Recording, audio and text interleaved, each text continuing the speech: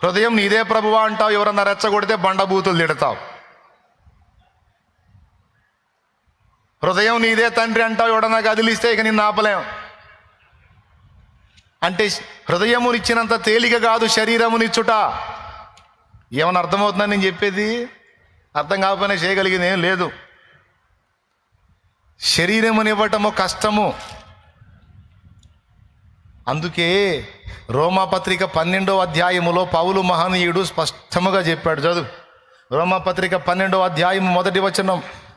కాబట్టి సహోదరులారా, పరిశుద్ధమును దేవునికి అనుకూలమైన సజీవ యాగముగా మీ శరీరములను ఆయనకు సమర్పించుకునుడని దేవుని వాత్సల్యమును బట్టి మిమ్మల్ని బతిమాలుకొనుచున్నాను.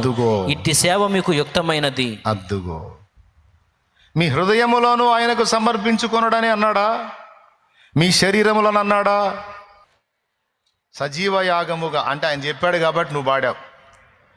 నా ప్రియ సహోదరులారా, పరిశుద్ధమును దేవునికి అనుకూలమును అయిన సజీవ యాగముగా మీరు అవ్వడానికి మీ శరీరములను దేవునికి సమర్పించుకొనుడని మిమ్మల్ని బతిమాలుకొనుచున్నాను. ఇట్టి సేవయుక్తమైనది. ఏది? శరీర సమర్పణ. హృదయాన్ని సమర్పించాను సార్ దేవుడికి అని చెప్పటం సింపుల్ డైలాగ్. హలో, మళ్ళీ చెప్తున్నా, హృదయాన్ని దేవునికి సమర్పించానని చెప్పటం సింపులే, కానీ దేహమును దేవునికి సమర్పించటమే కష్టతరము. దేహమును సమర్పించుట అంటే నీ నాలుకను సమర్పించాలి, నీ కళ్ళను సమర్పించాలి, నీ చెవులను సమర్పించాలి, నీ చేతులను, నీ కాళ్లను, నీ సర్వ శరీరమును సజీవ యాగముగా ఆయన బలిపీఠం మీద అప్పగించుకోవాలి. ఇది సాధన.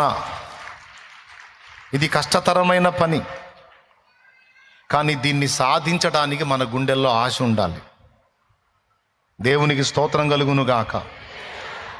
నేను యేసుప్రభువుని నమ్ముకున్నాను సార్, నా హృదయంలో స్థానం ఇచ్చాను, మారు మనసు పొందాను, బాప్తిజం పొందాను, పరలోకం పోతాను. ఓకే, పోతావు. పోకుండా ఏముండవు, పోతావు.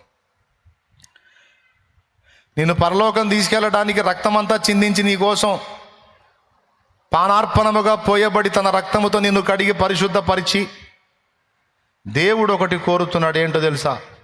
నా కుమారుడా, నా కుమారి, నా రక్తమంతా పోసి నిన్ను కడిగి శుద్ధీకరించానిక నీ శరీరమును సజీవ యాగముగా నాకు సమర్పించాలి. ఎందుకు ప్రభువా? నా సేవకు నిన్ను వాడుకోవాలి. సేవకు వాడుకోవాలంటే